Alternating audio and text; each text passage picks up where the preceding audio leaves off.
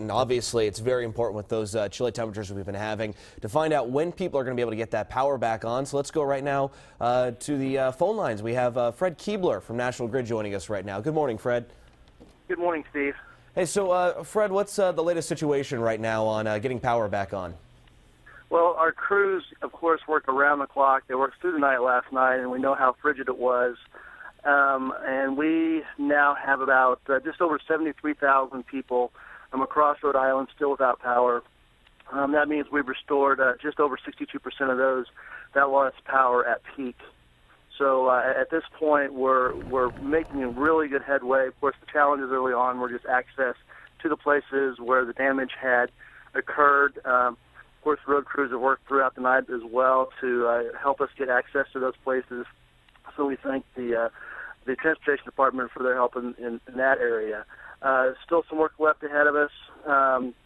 We want to make sure, we had a lot of customers live or go through a very, very frigid night last night. It'll be cold again tonight, but we are aiming, and things are looking good for us to get almost everybody back on.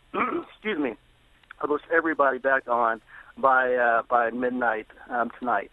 And Fred, we have on the screen right now the latest power outage totals for each county in the area. Any idea when each county can kind of sort of start to expect their power to get back on? I talked to someone yesterday who said they heard an estimate of Tuesday for their house.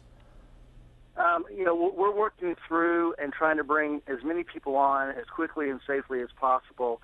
And while I said, we kind of put a stake in the ground last night at a news conference that we held, looking for midnight on Monday is what we were looking for.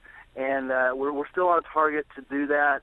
There are going to be some, what we call one-offs, some of those folks in more outlying areas that will require a little bit more work. We're working feverishly to try to get that, get those customers back on as quickly as possible. All right. Thank you very much for joining us, Fred. We appreciate it. So you hear those updated totals right now. 73,000, I believe you said, is that total. Thank you, Fred.